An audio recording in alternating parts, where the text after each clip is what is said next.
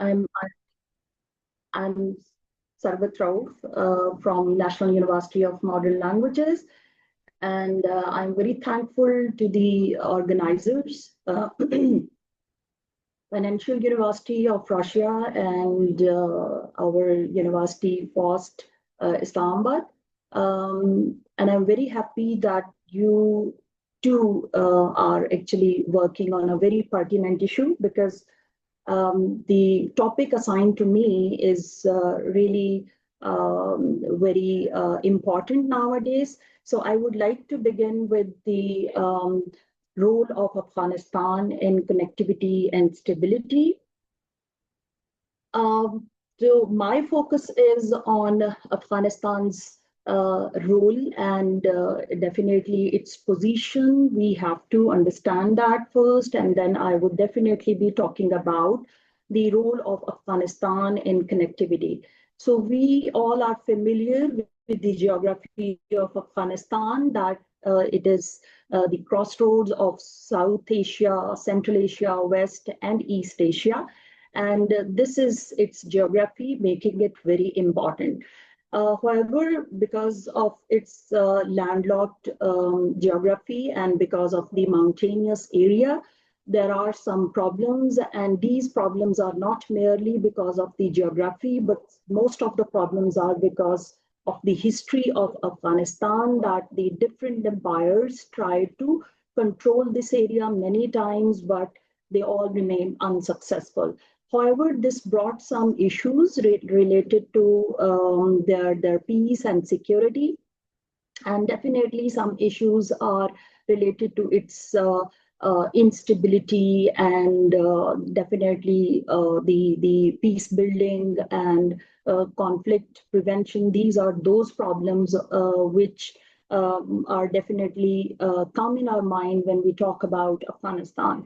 So with this, we are also aware with this factor that the economy of Afghanistan and its infrastructure is very poor, even though the Americans, when they left this area, so there were some promises, but still we can see that the situation is being deteriorated.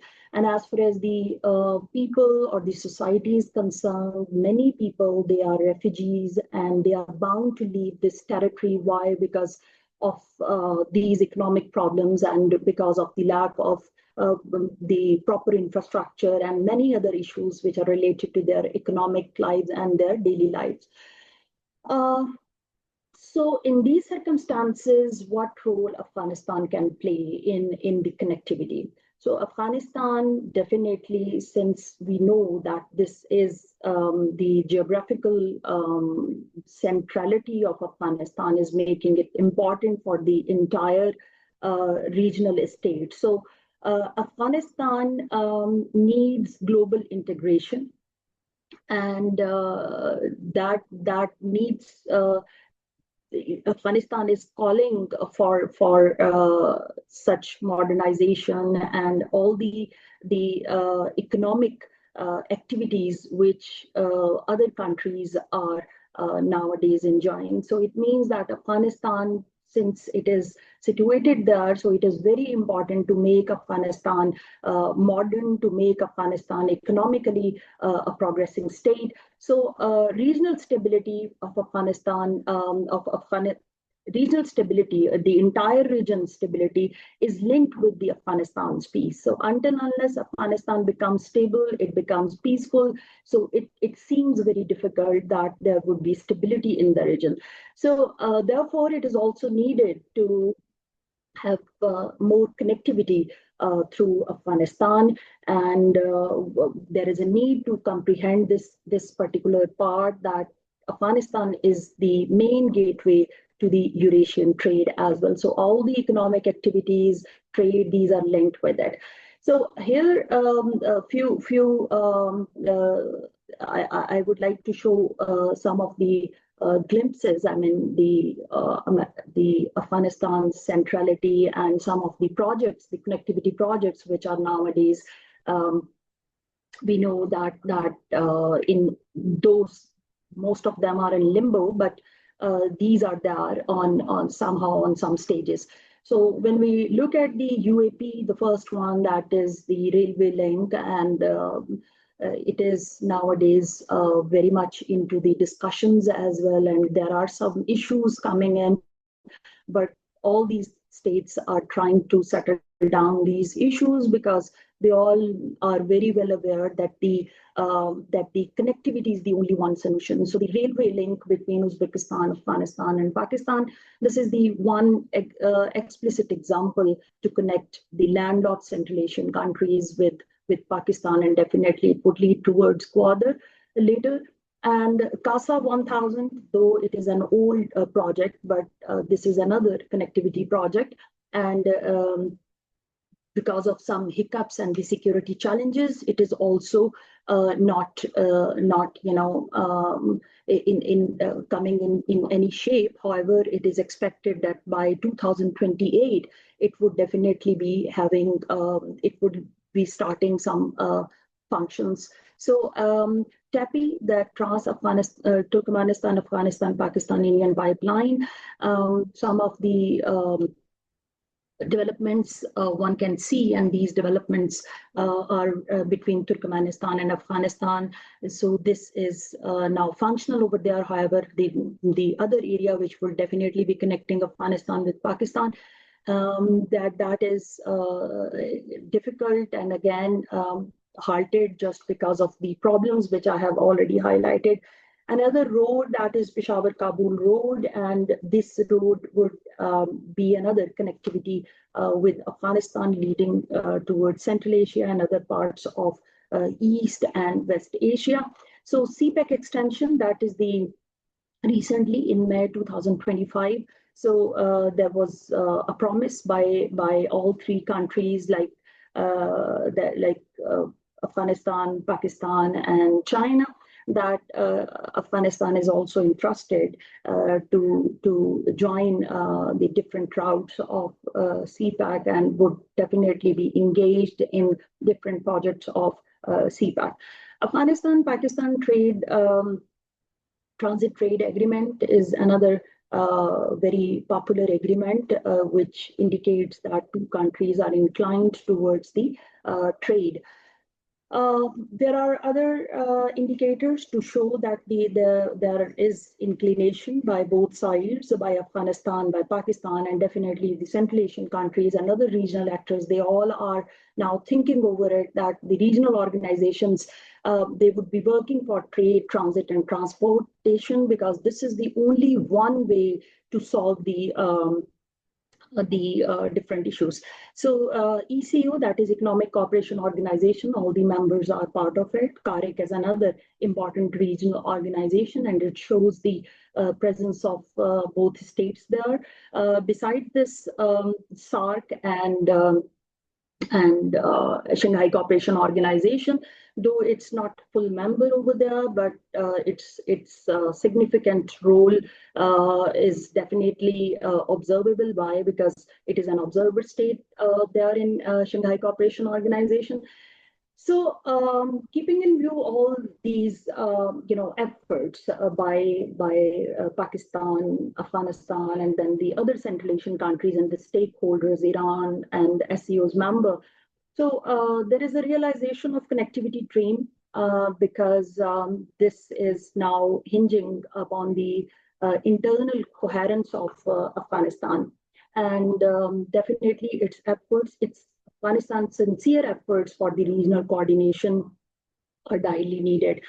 However, the instability, which time and again I'm highlighting, that instability and the border tensions are now slowing down the momentum, and the situational analysis is also presenting this idea that how difficult it would be to settle down this issue.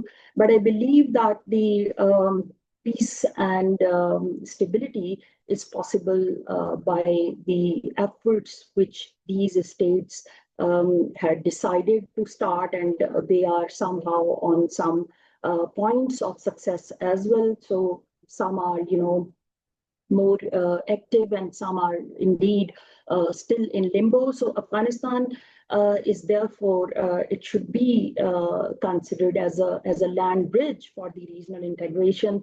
And all these projects which I have already highlighted are the indications that with this, the economic activities can be increased, and it would spill over towards the in the political sphere, and definitely countries would be entering into a peaceful environment. So stable Afghanistan is the validation of the secure routes from Gwadar to Central Asia. So nothing is possible, and this integration, this connectivity, it would remain a dream until unless there is peace in Afghanistan. So all the instability and the there in Afghanistan, it would remain a barrier for the Eurasian connectivity. Therefore, all the countries, they should work together to hone and to settle down the issues with the help of current government, and definitely their interest would definitely be it would also matter. So Pakistan's concerns are related to the militancy and the border infiltration from Afghanistan side, and refugees flows are also a matter of concern for Pakistan. However, history shows that Pakistan, throughout history, Pakistan was hosting and different people coming from Afghanistan, and we always extended help to Afghanistan.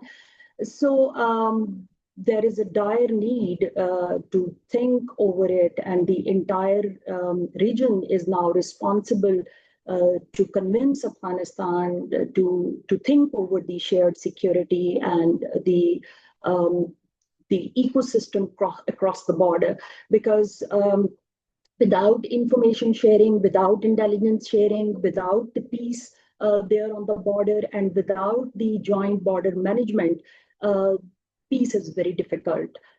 Since it is a matter of concern for the entire member state, so I believe that it should not be left over these two states merely, because all these stakeholders are equally going to get benefits, or if in case, God forbid, if anything is not becoming stable, so that would be detrimental for the entire region. So stability in Afghanistan is therefore very much important, and this is one of the pertinent issue.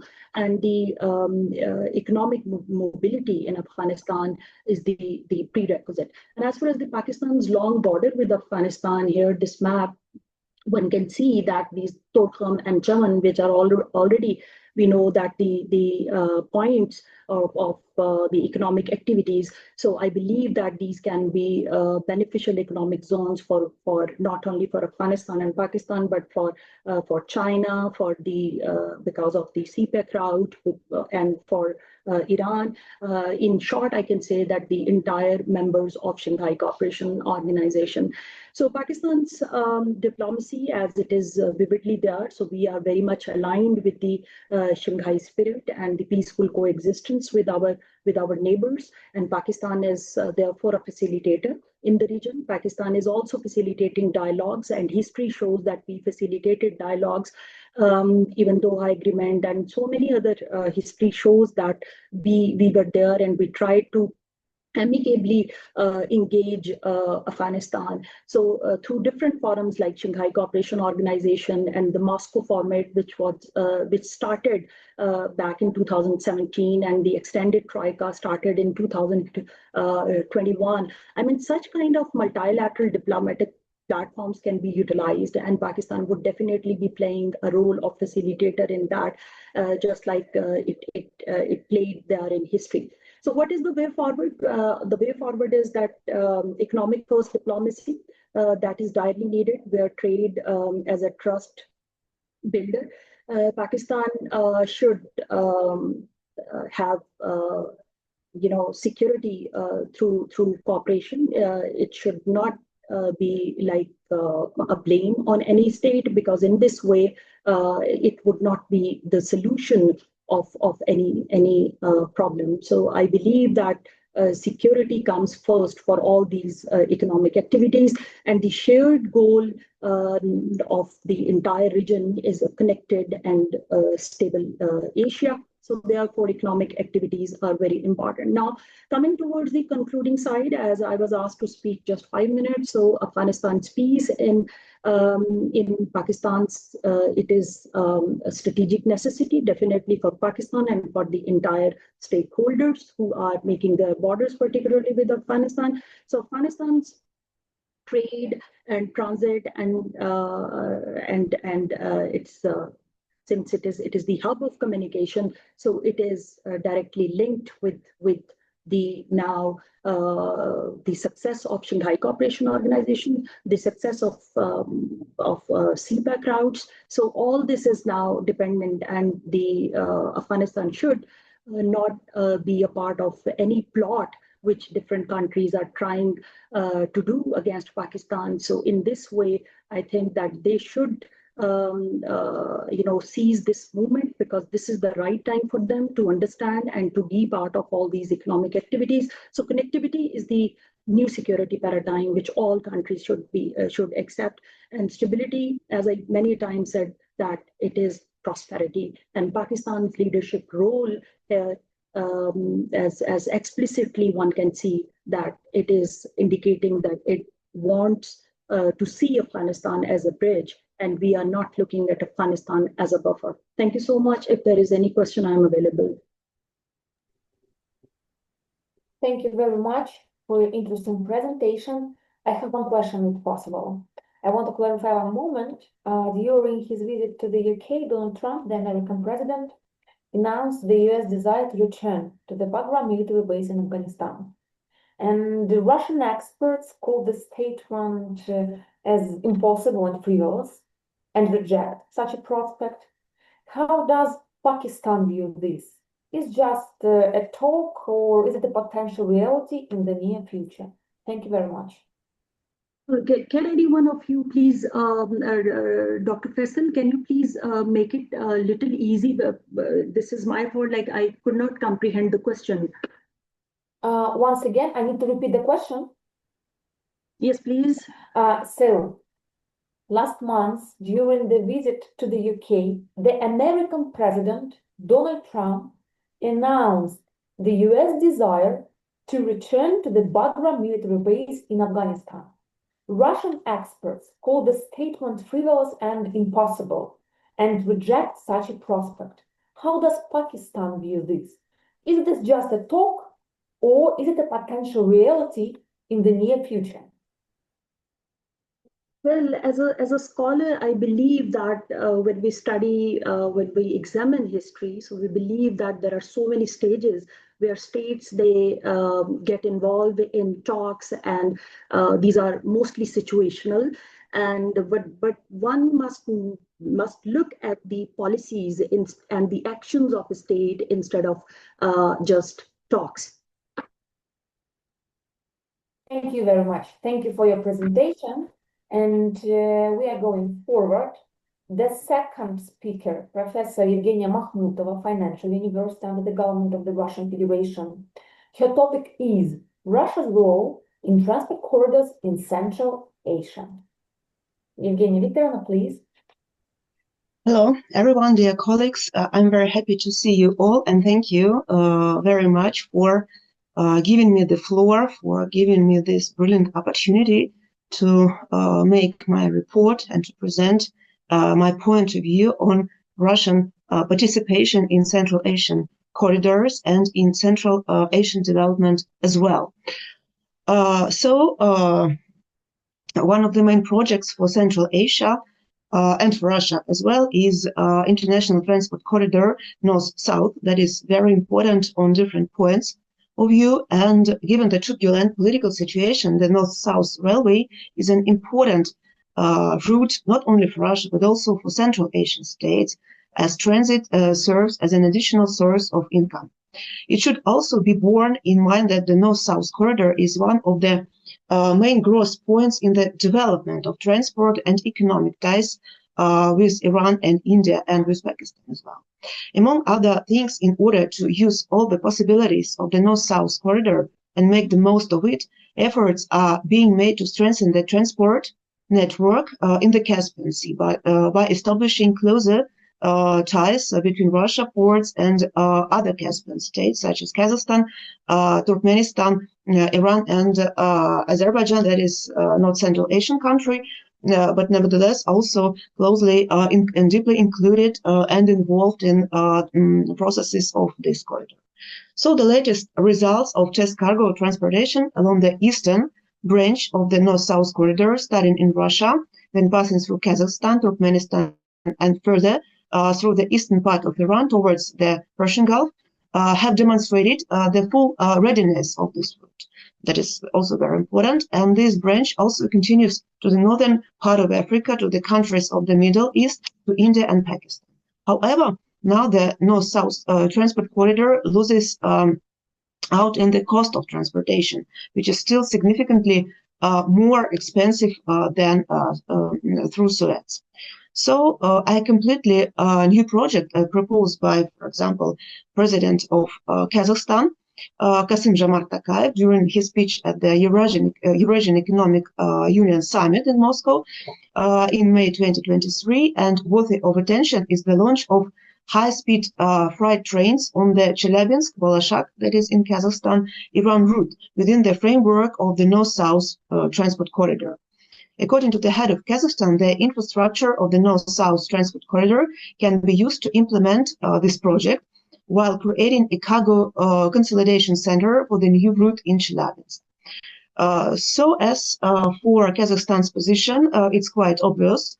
Kazakhstan supports the idea of developing the transport and logistics capabilities of the Eurasian Economic Union member states, and hence the proposals of the Kazakh side to use the North-South transport corridor, Russia-Kazakhstan, to the maximum extent possible, and Iran, which undoubtedly coincides with the interests of Russia as well.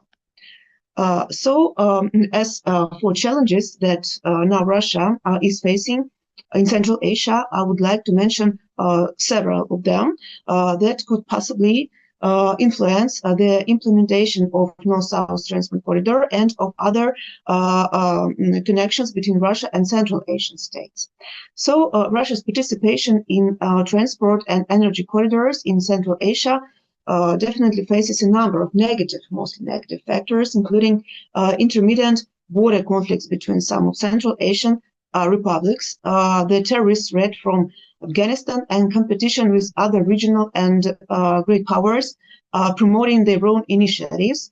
And unfortunately, one of main restrictions probably in Central Asia is a fully developed infrastructure of some of Central Asian republics, for example, including Turkmenistan, that is also paying much attention to its participation in North-South corridor. But, for example, if to compare sea infrastructure and railway infrastructure, for example, between Turkmenistan and Azerbaijan, Azerbaijan goes first because of high investments and higher attention from foreign investors and high attention from domestic authorities to the development of local infrastructure. So nevertheless, Turkmenistan has also its abilities to participate for deeper participation in the project, taking into consideration now the so-called battle between different transport projects. And so in interest of Russia, Turkmenistan can play more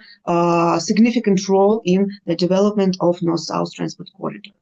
So, of course, today Central Asia needs powerful drivers of economic growth and reduction of social problems and primarily poverty. Its unique geographical location provides it with a number of opportunities, the use of which will contribute not only to the development of the region, but also in the interests of Russia, for example, as one of key regional players in Central Asia. So as of today, Central Asia is fully integrated into the global economic, monetary, and financial infrastructure, which significantly limits the region's ability to develop logistics and high technologies. While at the same time, this situation encourages the preservation of difficult social conditions, preventing the search for drivers to break a vicious circle of poverty and its consequences existing in Turkmenistan, Tajikistan, and in Kyrgyzstan, sometimes in Uzbekistan. And so, for example, according to some predictions and statistics, integration to the Eurasian Economic Union reduces the severity of this problem in some of the countries. So the North-South corridor will double the flow of goods from India to the Russian Federation and to the European Union by 2030, according to statistics, which in turn may increase the GDP of the landlocked countries participating in the project by 1.5% over the entire implementation period, while trade turnover may increase up to 30% for the period. And so reducing the transportation time will increase the volume of foreign trade by $526 billion. The corridor can also significantly contribute to the development of the information component of the economies of the participating countries.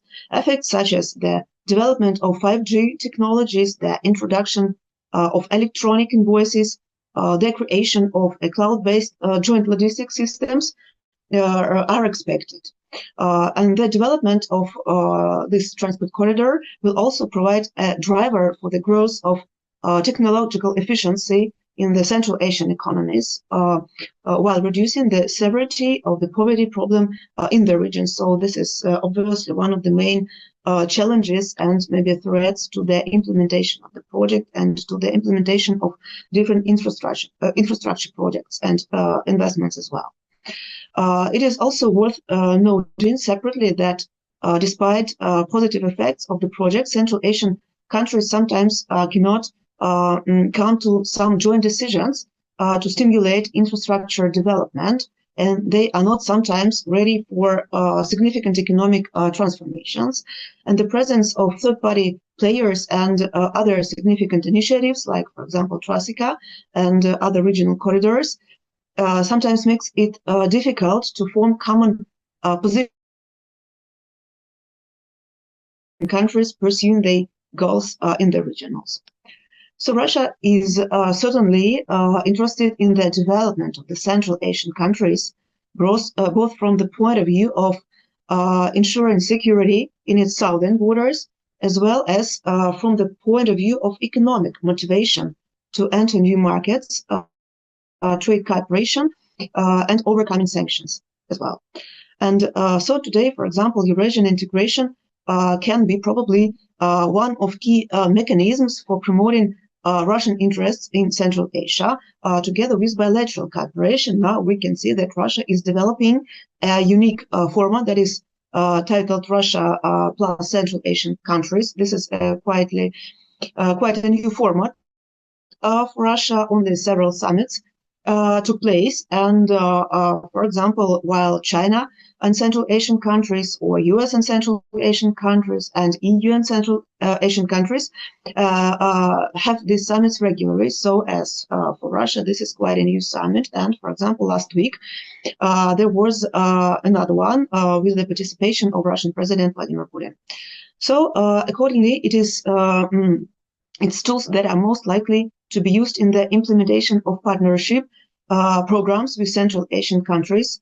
For the Eurasian Economic Union, the development of North-South Transport Corridor is a great opportunity to expand Russian presence in the region, increase the effects of integration, and generate additional transit revenues. It is less obvious that the development of transport corridors also means expanding banking cooperation, exporting Russian technologies, and reducing dependence from other countries and unfriendly countries in the face of long-term sanctions. Thank you very much for your attention. I'm open for any questions and comments. Thank you. Thank you very much, Evgenia Viktorovna, for your presentation. Now we are going to the third speaker, Professor Gulia Shabkhati, National University of Science and Technology, Islamabad. The presentation is Institutional and Multilateral Mechanisms of the Shanghai Cooperation Organization in enhancing connectivity between Pakistan and Russia. Please. Thank you so much. Thank you for having me. I don't know how to share my slides. I'll try.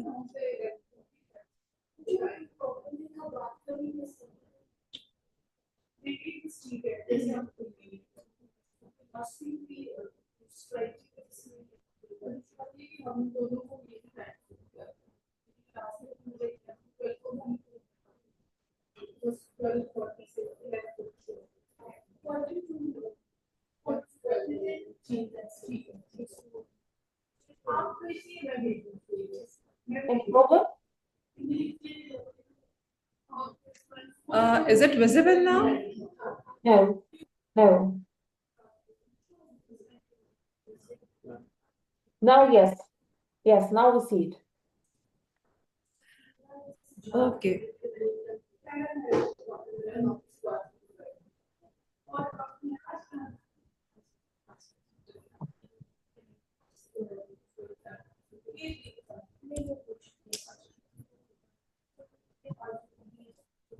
Okay. Thank you so much for having me, Dr. Faisal and Dr. Daria. I think this is the high time that we should be collaborating both from Pakistan and Russia. And I see so beautiful ladies from the both side, and I think that the credit goes to Dr. Faisal and Dr. Daria, because you have bring up a forum that is bringing all the beautiful ladies together. Okay, so my topic is more to explore the SEO mechanism and its structure that is helping Pakistan, Russia to work on so many forums, and side by side can help. It's it's enhancing connectivity and cooperational organization and mechanism. That's we know that SCO is a key regional organization, and this is good for Pakistan to collab with Russia on this forum, because there are so many other forum possibilities there, but the issue is that there is so many bureaucratic structures that can reduce the I would say the regional collaboration, and side by side the other efforts in a minimized way. But SEO brings us more strong Eurasian forum that can minimize all those hurdles and can remove all those bureaucratic problems in it. And we have seen that Pakistan's vision, our government and our administration, they are working on this strategic entry point through the Eurasian markets. We're exploring all the options available there, and we saw that that our not only our administration as well as the other the businessmen, the trade partnerships, and then even the people to people connection universities, they are looking for the connectivity now for its western neighborhood. And side by side, we know that since Mr. Totten has been talking about a pivot to Asia, and Asia has got Pakistan as well, and the other Central Asian countries. So this pivot to Asia along with Pakistan, looking for more promising partners other than the Western partner, that brings them closer. And we know that in international relations, we always talk about the convergence of interest. So this convergence of interest is bringing both Pakistan and Russia closer, and we have seen it on the multiple forums. So when I was doing my research, my main question was that how do SEO, its institutional mechanism, it operates Pakistan and Russia connectivity, and it helps it. So once we look into its mechanism model, institutional model, so we have got that SEO business council, we have interbank consortium, we have business council, energy working groups, and a digital platform and SEO, and then RATs as well. I put RAT because somehow counter-terrorism exercises and joint effort can bring other options as well. So this forum is basically providing all type of assistance, connectivity. It's a kind of facilitation center for all the efforts to bring states closer to each other. So if we talk about just the business, then obviously the trade facilitation, the policy harmonization is there.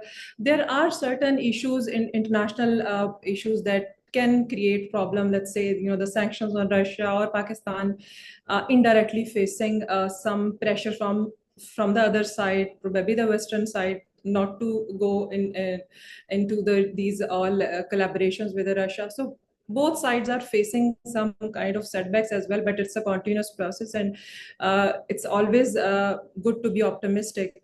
So once we look into the institutional on its multilateral mechanisms, SCO provides council working groups to enhance structural policy coordination. Pakistan-Russia's partnership operates via SCO Interbank, and then its business council and energy hub. We saw that last year when Pakistan hosted SCO summit. Before that, there were so many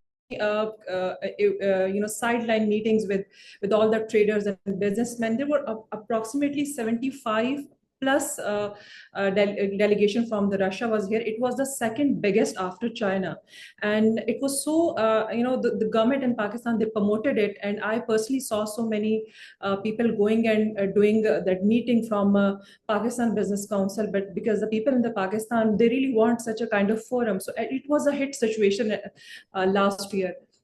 When we look into the trade volume between Pakistan and Russia, it has increased since 2015 onward. We saw that institutional engagement shows that tangible economic impact is there. It is from 540 million to 2.4 billion. So it's huge. It's increasing.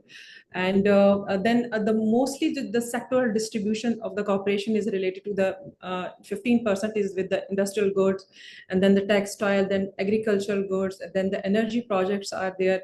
So both of the states, they are working for their although they're basically exploring all kind of areas where they could bring convergence, and they could facilitate and help each other. Okay, now what policy implications I was looking into, actually there are two case studies I discussed. One of them is the Pakistan-Russia road and rail connectivity, and last year, and then in 2025 in July, when there was Tianjin Minister Conference of SCO, Pakistan's Foreign Minister of Communication, Abdul Aleem Khan, he was having a strong meeting with Russia Deputy Ministry of Transport, and they talked about connectivity, rail connectivity, and to enhance the road facilitation through Central Asian states.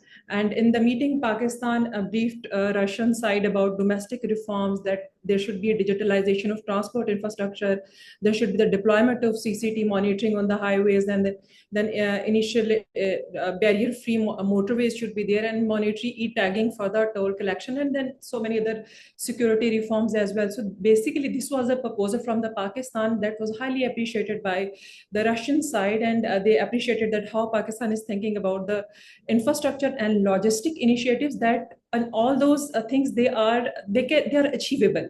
It's not something has built in the skies and cannot be possible. These are achievable and efforts, and Pakistan is ready to work on it. However, there are some observation on this meeting that happened in SCO ministerial conference. One of them is that although there are the concrete implementation timelines and financial arrangements, but they didn't publicly made it clear. So the details are not clear. So we as a researcher cannot look into all the details of it.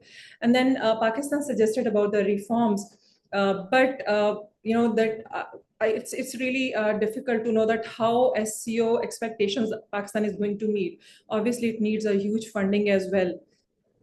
And it's good to involve the Central Asian states, because it increase the opportunity about the market, strategic depth and complexity. But still, the transit agreements, it's once you are crossing so many states, so you need to look into all the transit agreements and their local laws, and how they work according to their own national laws, and they're according to their customs and various regulation environments. So it's difficult to get take along all these states and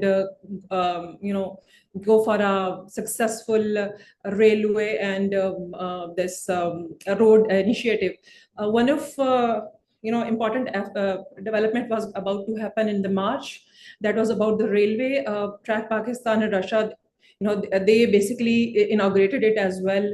it was Pakistan, then Central Asian country, and then Russia. So, because of that Jafar Express incidents, it somehow went into some it's freeze for some unknown time. So these kind of complexities are there, and yes, that it shows that the reason for the terrorism activities, and there should be some security concerns. It makes all these efforts slow down. Then the second one is that Silk Road stations that was proposed in the same meeting. And SU was signed as well, and it was about the SU members. They are going to have a joint construction of Silk Road stations. So Pakistan and Russia, they had the same understanding about it. They signed these agreements. So it means that there should be the resting zones, there should be maintenance facilities, parking, and basic facilities for the driver, whosoever is on those roads traveling. So this again brings facilitation for the Pakistani and the Russian businessmen and the traders, and obviously its objective is to reduce the logistic frictions in transit and make this trade corridor more reliable. So instead of looking into all those trade and routes, I was more interested in knowing what kind of problems are there, why the things are slowing down, and what could be achievable, and what kind of developments are going to be happen. So these Silk Road stations are very interesting. If again, the issue while doing the research on it is that I cannot find the whole information, because very little public information is there. So about the precise location, funding sources, this is again extremely important. Pakistan is facing high economic setbacks, so it's really difficult for Pakistan to manage on its own, obviously looking for funding from the SCO. So that is another main issue.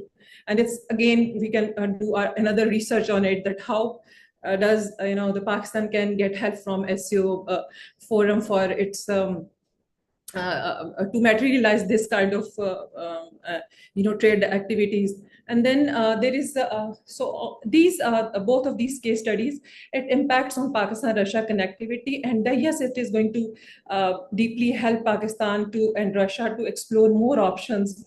Obviously, the Central Asian countries are there in it, and but still, that what I feel is that the governments, they have their own national the commitments, so it's difficult to take along all those with them. And then if we look into the strategic outlook, so SCO transitioned from dialogues to the economic governance. We saw that initially when SCO was formed, it was more about security commitments and more about anti-terrorist, counter-terrorism activities and all that. But it's more of since the last year, I felt that it's more of an economic governance that's really, really important. And since we have seen that, the somehow Afghan government, they are, a little more stabilized, because America is out and coming to the same Bagram air base you were talking, Professor Daria. So my understanding says it's about not only Pakistan, the Iran is concerned about it, China is concerned about it. And so it's highly difficult for America to come back here. Although, you can just go for some wishful desires, but you cannot achieve altogether. So that's somehow Mr. Trump's government's wishful desires. He's trying to achieve, but it's really almost impossible. Anyways, coming to this again, the strategic outlook, Pakistan-Russia strategic anchor and Eurasian connectivity is on the go. It is somehow it's late. We should have started it long ago, but obviously we had some of our differences in the past, but it's really good that at least we have started to work on it. And then institutionalization of cooperation to ensure long-term regional stability. This is highly important. And it always reminds me of Mr. Xi's speech. He said in his speech about how that, he said that outsiders should not be allowed in this region. This is our region, and we belong to this region, and it's our task to work on its regional stability, to work on its trade and connectivity. We should not be asking outsiders to come and work for us. So I think we living in a Eurasia, Russia, Central Asian countries, Pakistan, we should be working for our own connectivity. We should be coming out with the solutions. We should be coming up with other suggestions so that we can improve and enhance that relation instead of looking for outsiders to come and give us the solutions. Anyways, so in the conclusion, it's SCO is an institutional evolution enhancing Pakistan-Russia connectivity mechanism, turns political potential into the operational cooperation. Yes, this factor is there as well. It reinforced Eurasia's shift towards structural rule-based interdependence. And like I said before, that in this interdependence, we should work on mutually instead of looking for others to work for us. Thank you so much. Thank you very much for your interesting presentation. And today, I suppose all of us, we see the growing role of the Shanghai Cooperation Organization in all matters, in economic sphere, in security sphere, in politics. We see the diplomatic role of Shanghai Cooperation Organization. Of course, this had a positive impact both on relations between countries and on Eurasia as a whole. Once again, thank you very much for your presentation. The next report is mine. My topic is wider: transport and energy corridors, pipelines, railways, and ports. Firstly, we are short on time today, and I'm not an expert on energy projects. Our school has top energy policy specialists, and we will definitely invite them next time.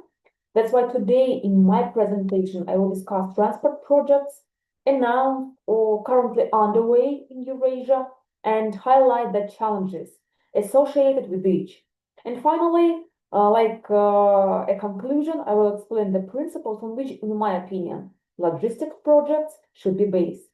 And of course, one important remark, as I'm the representative from the Russian side, I want to focus our attention on the Russian foreign policy concept, because it's important to understand the logistic project's role in our foreign policy. So in our last Russian foreign policy concept, there is a prioritization of increasing exports through the development of logistics and reliable infrastructure. This means that the topic of transport corridors is particularly relevant for us. Talking about the transport corridors, of course, I will start from the North-South project, and my colleague Evgenia Makhmutova mentioned some aspects. I will continue this part. When considering key transport projects in Eurasia, of course, the North-South International Transport Corridor is the first one. If fully implemented, this project has the potential to completely redraw the geoeconomic map of Eurasia. This project has three main transport corridors. The first one, a Trans-Caspian route through the seaports of Russia, Iran, Kazakhstan, Turkmenistan, and Azerbaijan. The second one, rail and road connections along the western branch from Astrakhan to Makhachkala to Samut, then through Azerbaijan with access to Iran via the Astara border station. The third one, along the east coast via the railway through Kazakhstan and Turkmenistan with access to the Iranian railway network via the Tajan-Iraq's border crossing.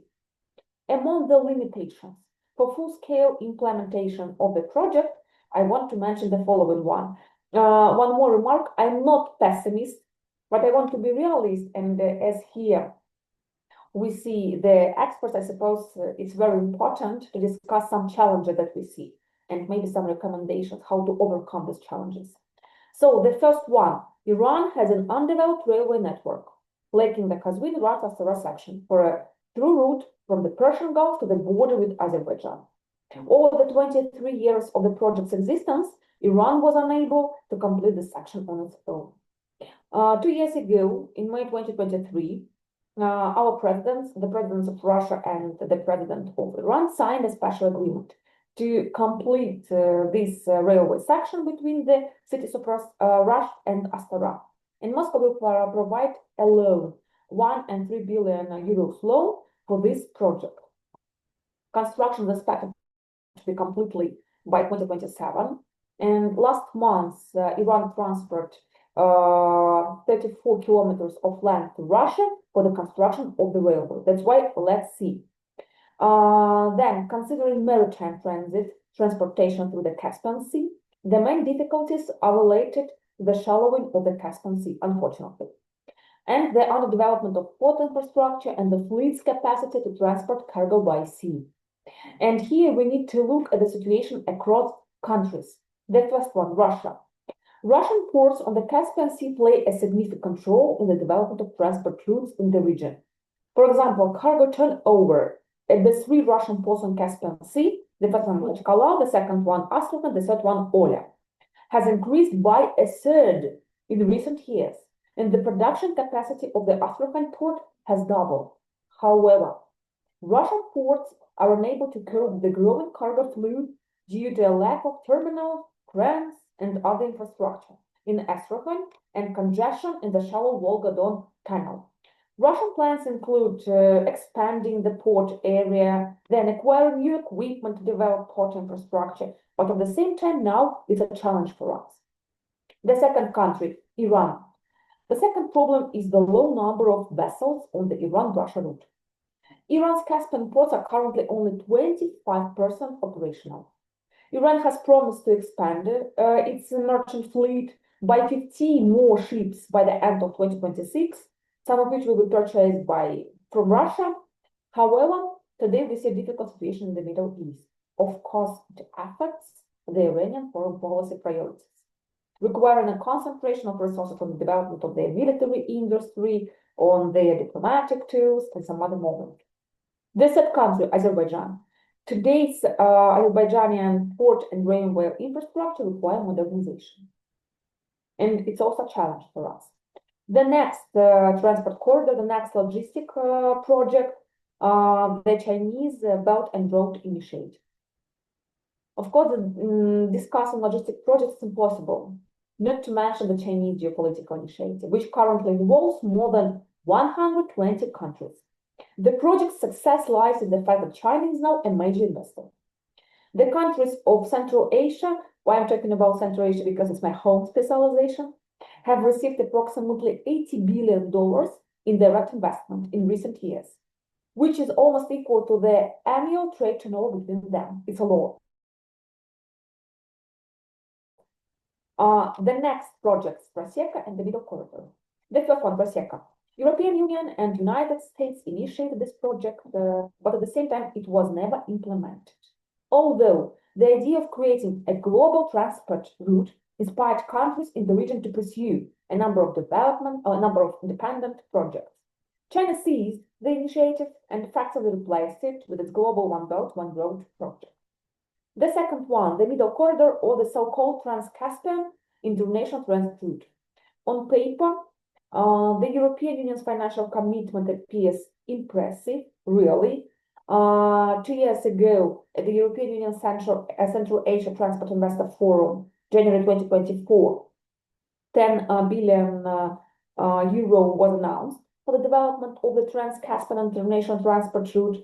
Later this year, April 2025, at the first European Union Central Asia Summit in Uzbekistan, an additional investment package worth 12 billion euros was announced under the Global Gateway Initiative. In total, we see 22 billion euro by the European Union, and it sounds impressive.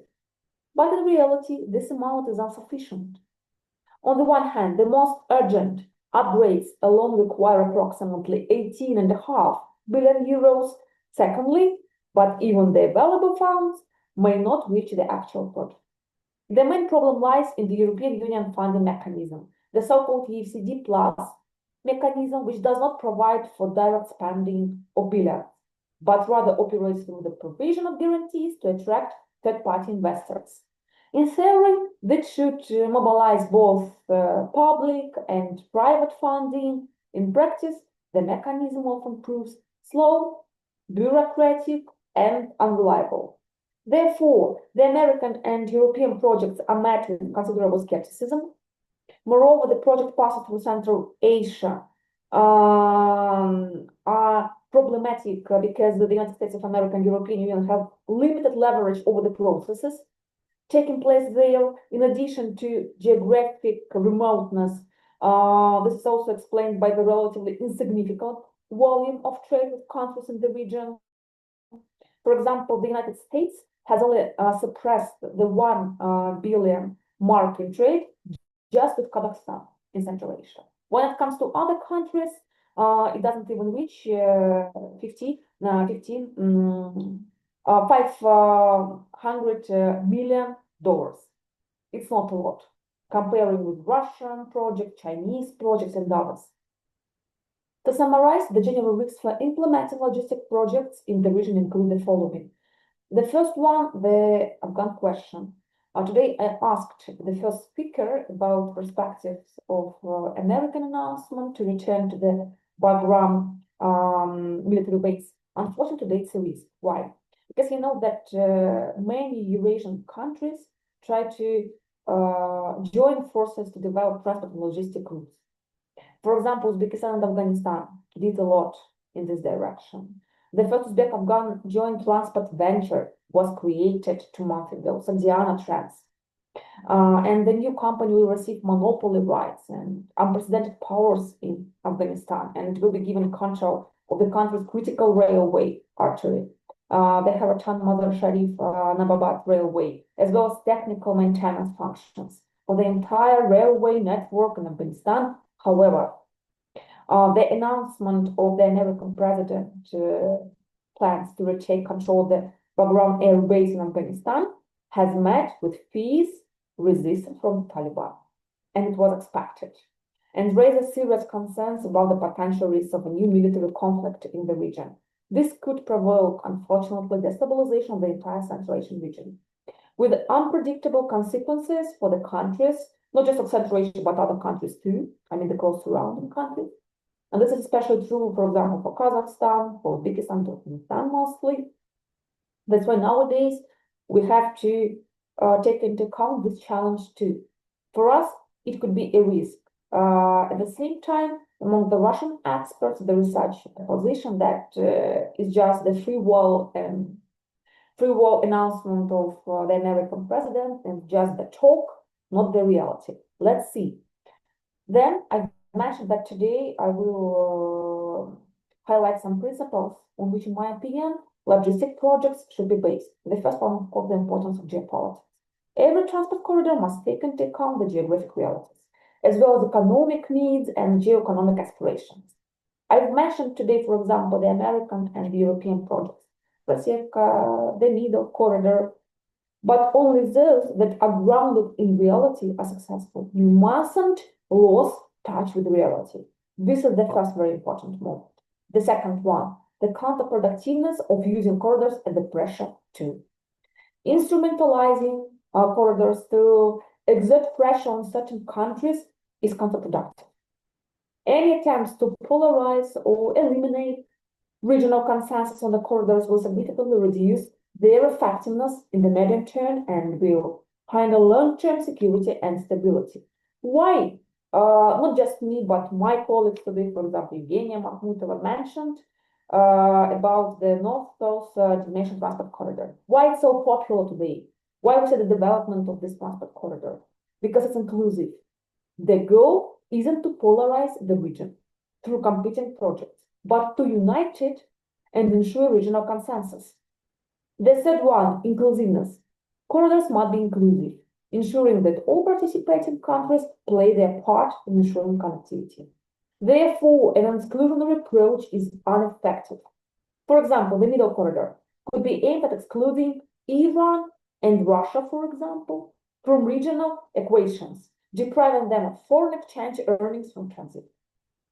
The fourth one, interregionality. Connectivity requires interconnectedness between different regions. In this context, the enhanced neighborhood policy should strengthen interregional initiatives to create a robust economic and trade network. The fifth one, cost-benefit analysis. Stimulating regional trade and transport by strengthening corridors requires shortening transit routes and reducing transportation costs. Moreover, it is of course impossible to simply talk about logistics projects without economic results, without economic saturation of cooperation.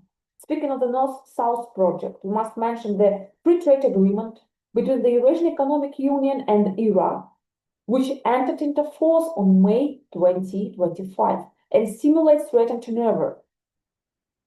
The last one, maximizing creativity and flexibility. All we are, see the global turbulence. Global turbulence today demands maximum flexibility and creativity in responding to the challenges countries face.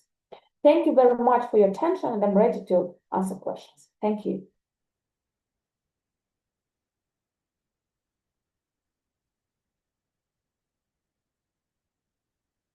I suppose that now I'm giving the floor to the panel chair, Professor Adam Sound, to moderate the second half of our scientific seminar. Thank you very much.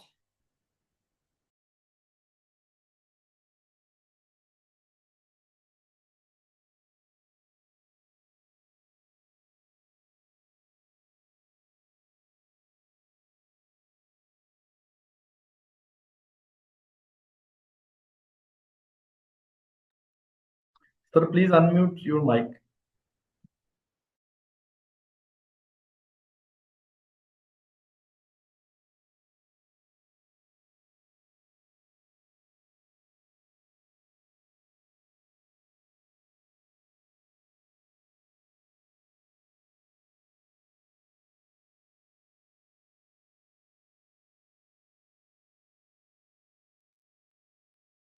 Hello, everybody here in Pakistan and Moscow as well. Thank you very much for providing me the opportunity to interact with you. But obviously, while you're sitting in your office, definitely, people come and go and you have to deal with them as well. So few meetings are going on simultaneously, but definitely I'm listening to everybody. However, I think I would request Dr. Faisal Javaid to continue henceforth because still a person is sitting just in front of me and I have to discuss something with him. So Dr. Faisal, I would request you to continue with the proceedings, but I am still here listening to everybody. Thank you.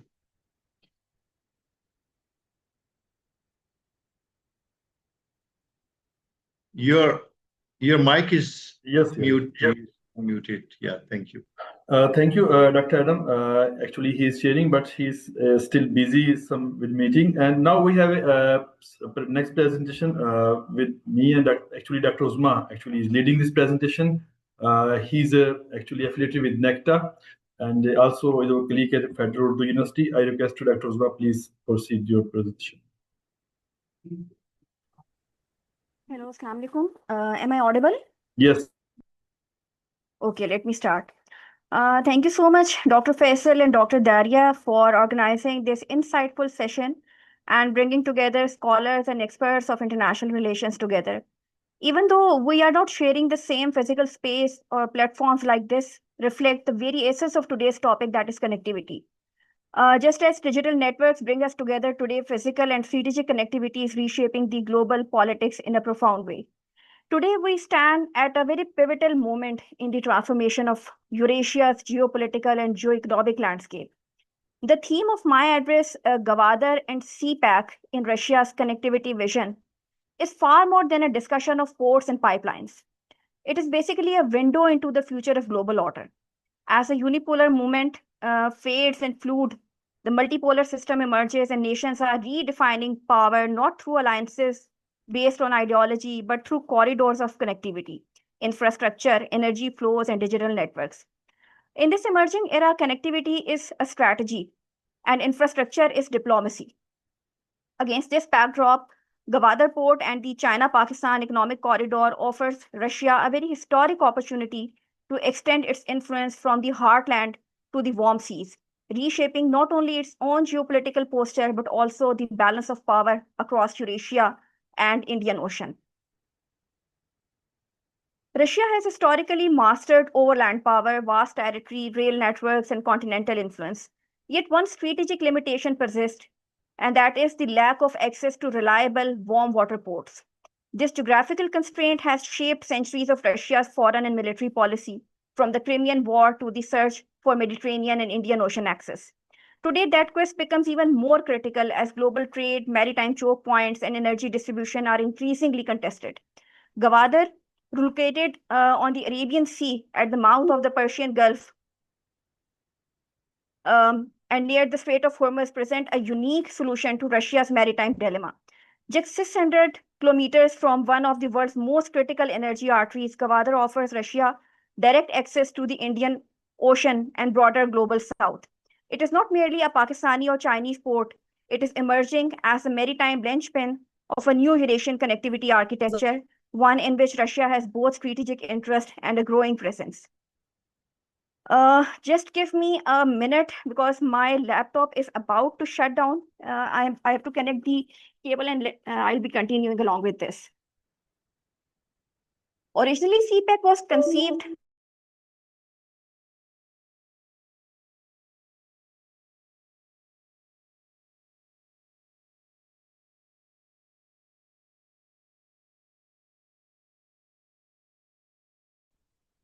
I think she lost the connection. Yes, she lost the connection. Actually, her laptop is not working.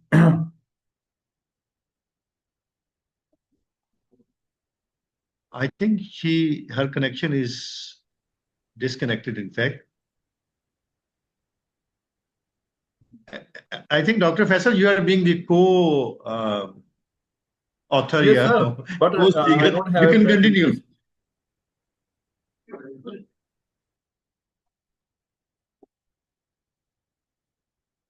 So I think we can take the next presentation meanwhile.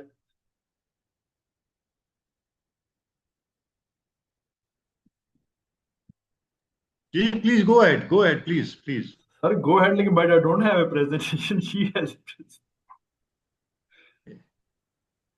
So we are finished with the presentations now? Yes, she has actually. I don't have her presentation. We can, sir. We can go to the Do next we have one. another? Yes. I mean, we can go for the next speaker. This Yes, is what yes, I'm sir. saying. Yes, sir. Go ahead for the next speaker, please.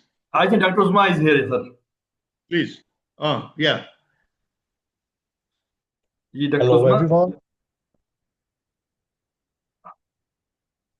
Yeah, I suppose I may start. My name is Mikhail Konov. I think Dr. Uzma came back.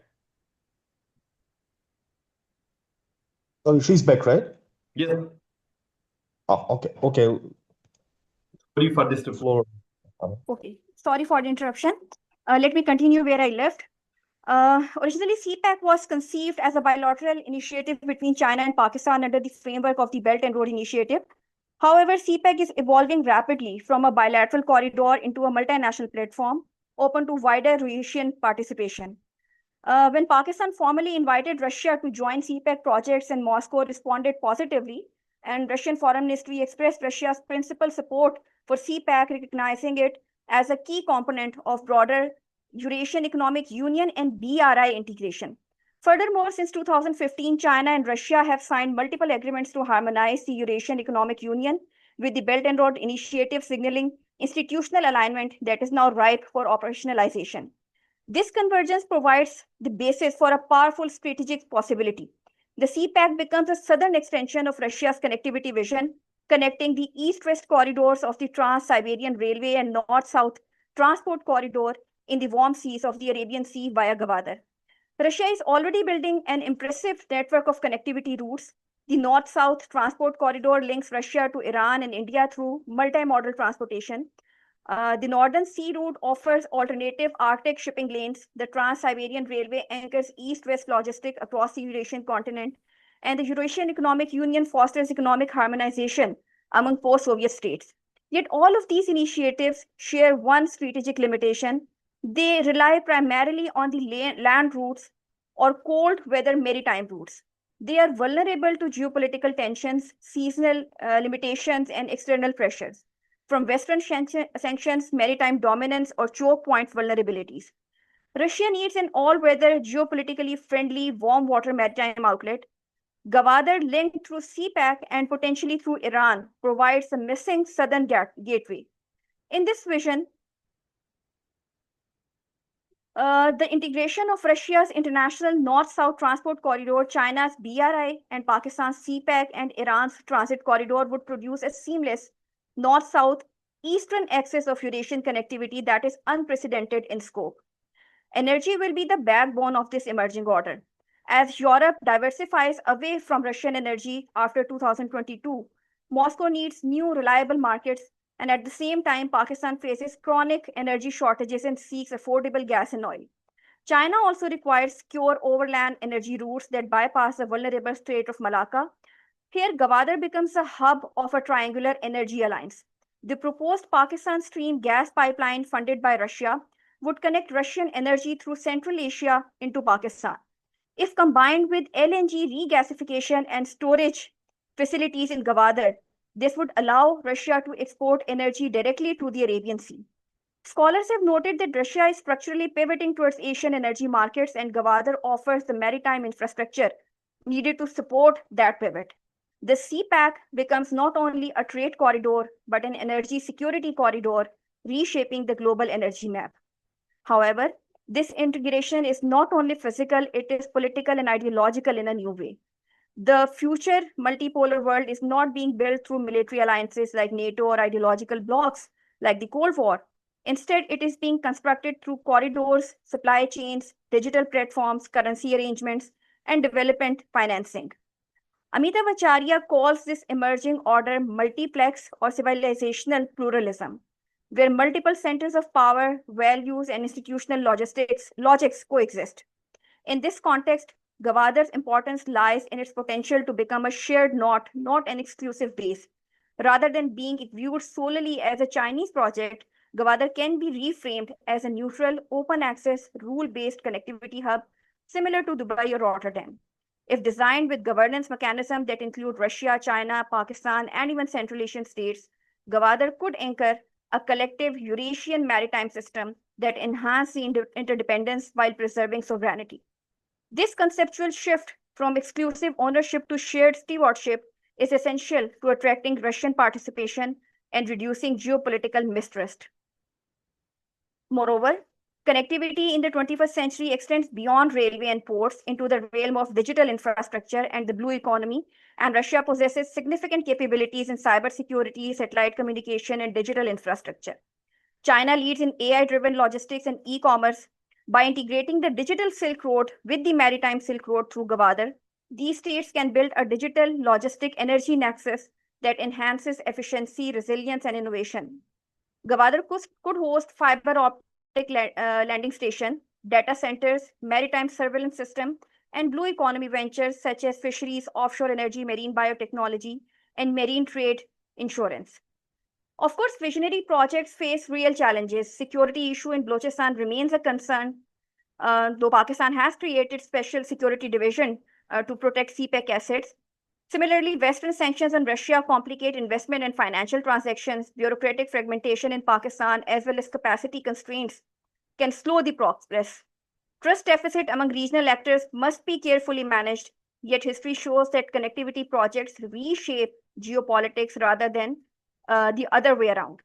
Pakistan and Russia have conducted many joint ventures like joint military exercises since 2016, indicating growing defense cooperation. China and Russia are tightly aligned strategically. Pakistan maintains neutrality and could serve as a bridge power. All three countries share a desire for multipolarity, reduce Western dominance, and energy security. The strategic alignment exists, the infrastructure must follow. To move from vision to reality, a clear policy roadmap is required. First, there should be a formal Russia-Pakistan-China connectivity dialogue, institutionalized at the governmental level, focusing on logistics, energy, digital integration, maritime strategy, and infrastructure finance. Secondly, Russia should be invited to participate in CPEC Phase 2, especially in the special economic zones, petrochemical complexes, technology parks, and logistics centers. Third, the international north-south transport corridor must be linked to CPEC via Iran, using existing transit agreement and developing interoperable customs and railway systems. Further, a joint maritime logistics consortium involving state-owned and private entities from Russia, China, and Pakistan could manage port operations, shipping routes, and supply chain management. Headquarters in Gwadar. Lastly, to support these initiatives, academic institutions and think tanks should build research networks to generate policy frameworks, feasibility studies, and intellectual guidance for policymakers. Ultimately, this is not about trade or transport. It is about restoring Eurasia as a coherent, interconnected, and influential global system, as it once was during the age of the Silk Road. Today, with technological advancement, geopolitical shifts, and institutional cooperation, we have the opportunity to rebuild that integrated Eurasian space on modern multipolar terms. This is not a dream, it is a strategy. It is not mere ambition, it is an alignment. Gwadar is no longer the end point of the CPAC, it is a starting point of Eurasia's maritime future. And Russia, by embracing this vision, can transform its heartland power into a truly multidimensional global influence. Together, Pakistan and Russia can pioneer a new model of cooperation, one rooted in connectivity, balanced power, sovereign equality, and shared prosperity. The heartland has found its path to the sea. The Silk Road has found its harbor, and multipolarity has found its engine. Let us build this future boldly, pragmatically, and together. Thank you so much. Thank you, Dr. Uzma. We have a next speaker, and please, we have running out of time, short of time. Please cover your presentation within a given time limit. We gave you around 9 minutes, so please follow. The next speaker, we have Mr. Connec Mikhail Dimitrievich. He's affiliated with Institute of Oriental Studies, Russian Academy of Sciences. His presentation is on the role of Eurasian Economic Union in promoting trade and economic linkages. Floor to Mikhail Connec, please. Dear colleagues, nice to see you. I'm very glad to be with you now. So I'm going to tell you about the role of Eurasian Economic Union. So actually, I will try to underline the relationships between the Union and perspectives with Pakistan. So today, due to nowadays shift towards multipolarity, the Eurasian Economic Union, let me tell while I'm speaking it as EAEU. So the EAEU is emerging not just a regional economic bloc, but as a strategic gateway as for Pakistan, as for members of its bloc, this bloc. Fundamentally, this organization serves as a prospective institutional foundation for deepening cooperation. While key negotiations for a full-fledged free trade agreement are still in their preparatory stages, the very framework of the Union provides a structured multilateral platform for dialogue that goes beyond traditional bilateral ties. For Pakistan, engagement with the EAEU represents a pivotal opportunity to diversify its trade, secure energy resources, and integrate into a vast economic network stretching from Eastern Europe to Central Asia. So speaking about the political dialogue, it is notably active. Pakistan has clearly expressed its ambition to deepen partnership with the EAEU.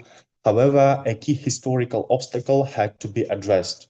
Pakistan's lack of diplomatic relations with Armenia, a member state of the Union, due to the Nagorno-Karabakh conflict. So this is where we see a crucial geopolitical shift. On 31st of August this year, on the sidelines of the Shanghai Cooperation Organization Summit, the foreign ministers of Pakistan and Armenia signed a communique to establish diplomatic relations. The next anticipated state is Pakistan's formal recognition of Armenia as a United Nations member state. This diplomatic breakthrough is widely seen as unlocking the green light for Pakistan's close integration with the Eurasian Economic Union, ensuring consensus among all member states. On the practical front, specific projects are already laying the groundwork. We see the development of transport corridors, particularly the Lahore-Russia freight train that is considered as the part of the transport corridors development. Moreover, cooperation in the energy sector and the revival of a steel mill in Karachi. These are tangible proofs of concept. We may suggest that a free trade agreement between Pakistan and the Eurasian Economic Union has the potential to double these trade volumes within 5 years by granting preferential tariffs and market access. This aligns perfectly with the broader Russian vision of a greater Eurasian partnership, which aims to integrate the economies of the continent by linking the Eurasian Economic Union with China's Belt and Road Initiative and other structures like the Shanghai Cooperation Organization. Pakistan's strategic geography positions it as a Eurasian crossroads connecting Central Asia to the Indian Ocean through the China-Pakistan economic corridor that was already partly mentioned.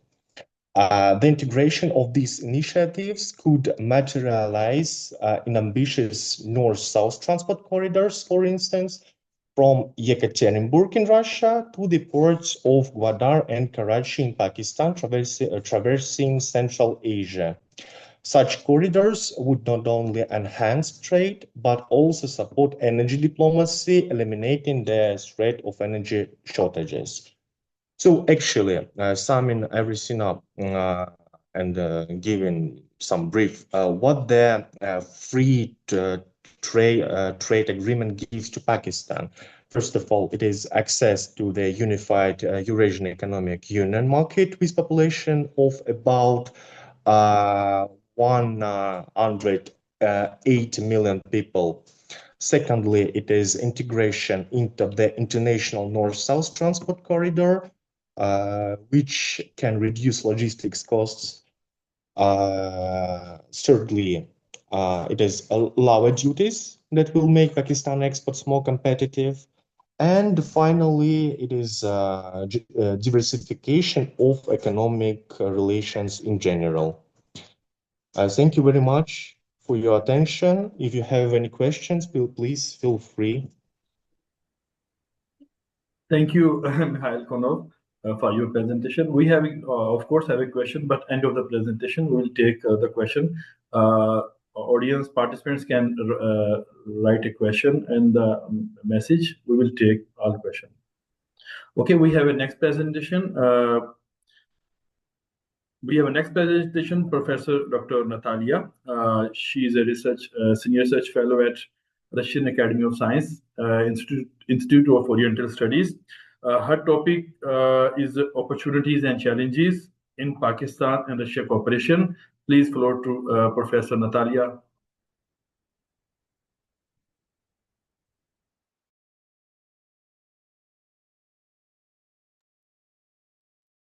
Please unmute your mic, please.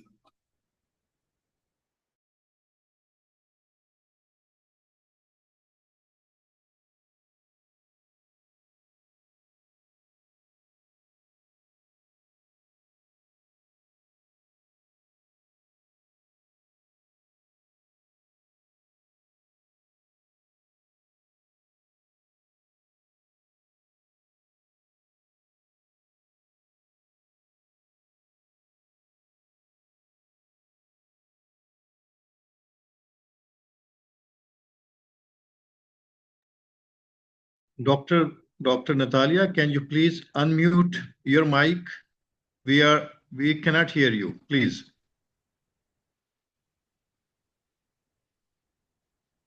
No, it's still muted.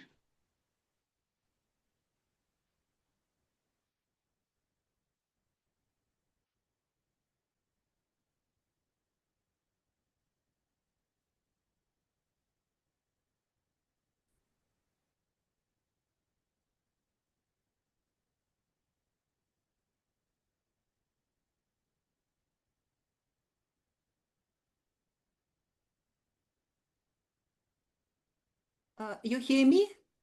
Yes, yes. Oh, again mute. Again muted. No. We cannot hear you. We cannot hear you. Please unmute again.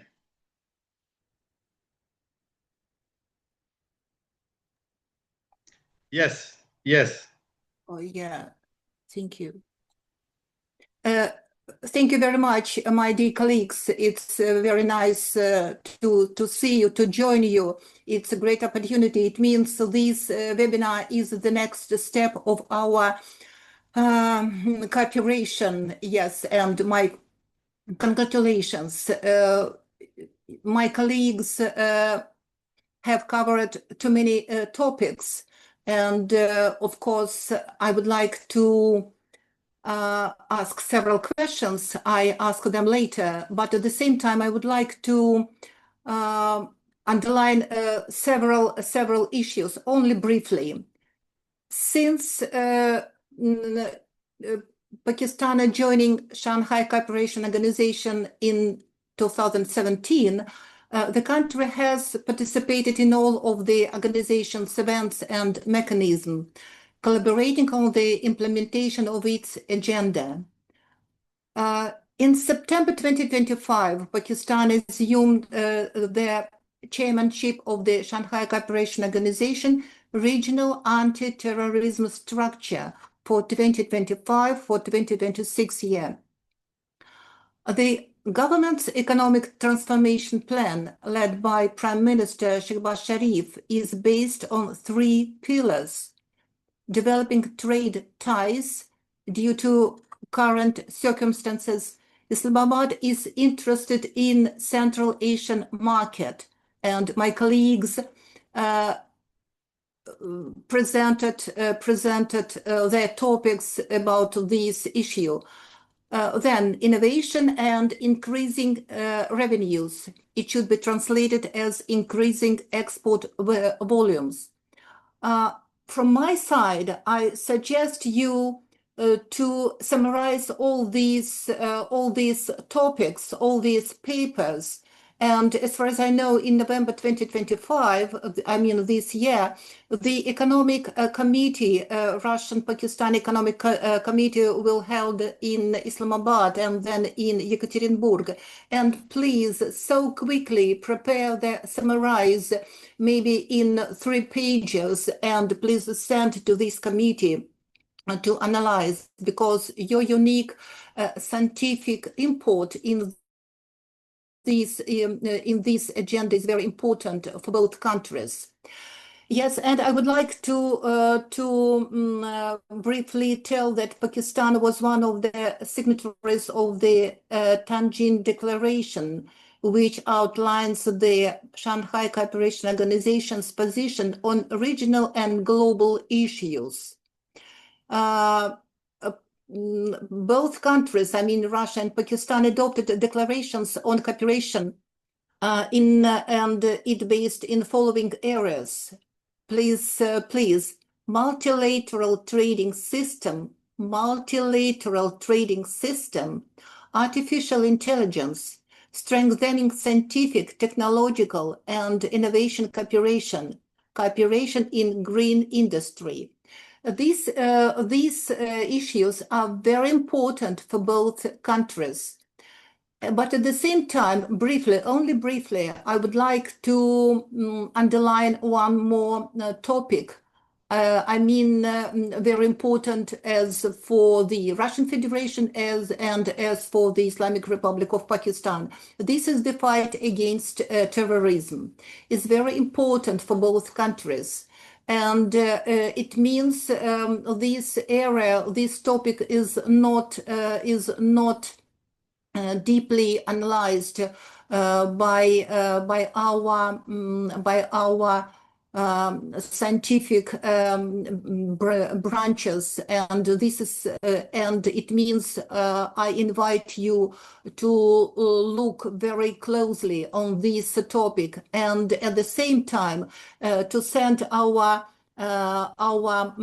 paper to the Economic Committee of Russia and Pakistan. And at the same time, I would like to ask several questions if it's possible, or I have to do it in written?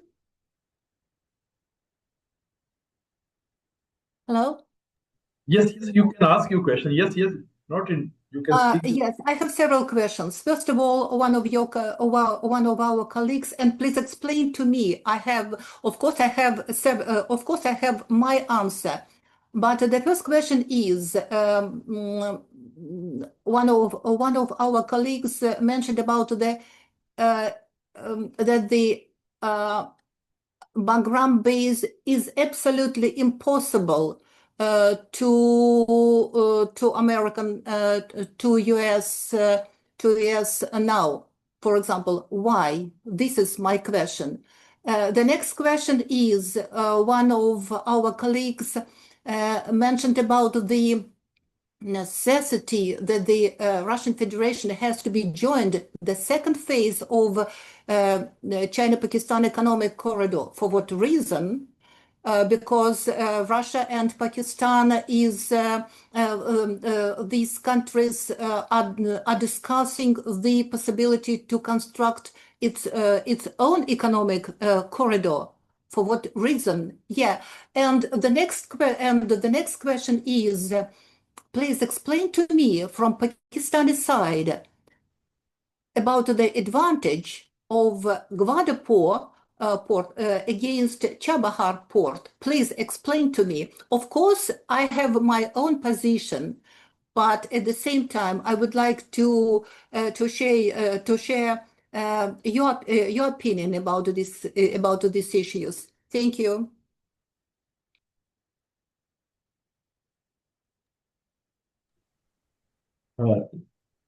Sir, Dr. Adam, Dr. Faisal, I have a simple request. Can we Yes. address the question at the last and continue Yes. with the presentations? It's a good idea. Good idea, Dr. Natalia. We will address this question and the last of the because we don't have enough time. So we have a next presentation. We will go. I think Dr. Sundas have a next presentation. So this is the second last presentation. Dr. Sundas Hizar. She's from Sargodha University, and her area of interest of course Russia. So her presentation will focus on emerging dimension of digital and educational connectivity between Pakistan and Russia. Please, Dr. Sundas. Thank you so much, Dr. Faisal, for bringing both sides together for such a productive talk. My topic of presentation today is emerging dimension of digital and educational connectivity between Russia and Pakistan.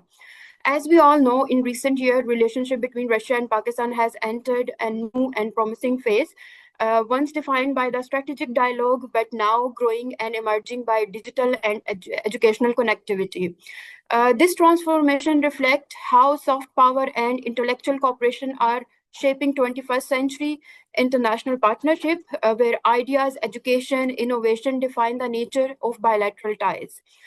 In terms of historical, we all know in the Cold War dynamics and all the other debate, there was a strategical domain between Pakistan and Russia, but in the past 2 decades, both nations have taken a cautious step towards the re-engagement and reshaping their relation. This revival has not only involved trade and energy cooperation, but has extended into academic, technological domain, reflecting broader understanding that connectivity in the 21st century depend on human capital and digital capacity. So I divided that subtopic into 3 categories. First of all, educational linkages. Educational linkages are really important in terms of university. One of the most promising area of collaboration is educational cooperation. Russian universities such as Moscow State Institute of International Relations, Ural Federal University, People Friendship University, and Kazan University have opened new opportunities for the Pakistani students and scholars, which was really significant. On a second level, we have intellectual bridge. And intellectual bridge is basically all the scholarship which are given by the Russian Federation and Pakistani Higher Education Commission to the students and scholars of both sides. The prominent one, Primakov Scholarship, Gorchakov Fund for Public Policy, and Open Door most significantly. And over the recent decade, we have witnessed 8,000 Pakistani students are currently enrolled in Russian universities. Meanwhile, in 2023, Allama Iqbal Open University and Ural State University collaborated and opened a Russian center which will promote the open education. It is really significant when we are sitting in our comfortable environment and we can connect with each other and we can learn each other perspective. This is really important for the people to people diplomacy and connectivity at the larger scale. And we have area study center of Peshawar as well, where Russia center is most significantly running. On the other side, we have Russian House in Karachi, who not only support Pakistani students for the higher education, but also organize language connectivity and cultural connectivity, all the debates at a really small level, school level and college level, which is important because this is transforming the knowledge and discipline of science and technology among both sides. Now coming towards my third important domain, that is think tank cooperation. In recent time, beyond university, think tanks have emerged as really important actor, not only for research work, but policy basis as well. Strategic Vision Institute in Pakistan, Institute of Strategic Studies Islamabad have organized dialogue, joint publication roundtables for understanding of both sides. In Pakistan, Russia Dialogue Forum has launched by Strategic Vision Institution, such as Eurasian Integration, Counterterrorism, Digital Governance. These engagements reflect the growing recognition and knowledge partnership are essential in shaping and foreign, not only shaping the education, but foreign policy as well. I also highly appreciate Federal Urdu University of Arts, Science and Technology for doing a really fantastic job. Federal Urdu University is working with Russia and organizing not only webinar, they organized the first Russia-Pakistan conference in February. And these type of linkages is really important to shift our narrative from Western side to our own Asian narrative. And I also really appreciate Dr. Faisal Javaid for organizing such wonderful webinars for real-time connectivity, which is really important for us right now, because sharing idea is not just a timely thing. It's basically knowledge that is a new oil, and we have to connect not only educationally, but in our ideas to get most of our relation. So digital connectivity is really important between Pakistan and Russia. In this regard, we can have joint online conferences, webinars, like one we are sitting in, virtual classrooms, exchange program. We can work on cybersecurity, space science, digital educational platform, artificial intelligence, which Russia is really good at it. So we have to be in a really collaborative way for better development. And education is not a simple term. It's a form of diplomacy. It's a form of soft power, which not only prevail through the common people, but it also deepen the academic and technological ties. And Russia offers a really diverse policy and partnership beyond traditional framework. So if we want to look beyond the traditional Western framework, we have to work with Russian scholars and Russian think tanks. Both sides should work to engage and get more out of it, and build a new broader Eurasian strategy. This mutual contribution not only de-westernize the global knowledge, but also promote alternative epicenter where Asia and Eurasian experience can be boosted at a larger level. In terms of policy recommendation, I have a few really significant policy recommendation. First of all, we need to establish our digital educational forums where university can collaborate with each other. Online platforms have to be available, joint degree programs we can establish, virtual research lab we can establish, digital resourcing we can have that kind of ties as well between universities. And we also have to rearrange our scholarship framework. Open Door is really good scholarship platform, Primakov-Gorchakov Fund, but these are for the limited domain. For example, HEC have a program, IRSIP, where our PhD students have to visit other universities out of the country. So we can have a collaboration with Moscow State University, Financial University, Urdu University, Kazan University, where our PhD scholars have to spend 6 to 7 months in their university to collaborate and work together. By that kind of activity, we will have a really good productive things will become out. And my third most important implication and policy implication is we have to build a bilateral think tanks. Now, strategic vision is working really good. In Russian side, there is a lot of think tanks working really good, but we have to establish a collective think tank which work together for betterment of both countries and for the Eurasian region overall, for the regional benefit as well. And we encourage publication, joint publication, joint research work, journal. This is also really important.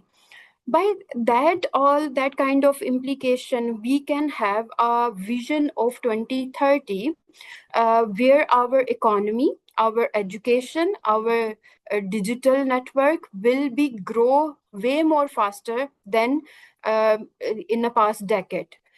So for that vision, we have to work really effectively for bringing all the universities together and have to form a significant scholarship for both sides. Now, in my conclusion, the emerging digital and educational connectivity between Pakistan and Russia represent the transformative phase in bilateral relation. It symbolizes a movement from state-centric diplomacy towards society-driven engagement, and that is significant and really important and vital, where academics, researchers, and youth serve bridge understanding between Russia and Pakistan. By investing in these soft power domains, both nations can not only enhance mutual trust, but also contribute to more plural and knowledge-based world order. In an era where power is increasingly measured and only territory or arms is not only important, but ideas, innovation, intellectual capital is also important. So Russia and Pakistan educational partnership stands as a promising model for the cooperation rooted in shared learning and digital transformation, which will benefit to both countries in a larger scale. And if we establish our 2030 vision, which also bring a really significant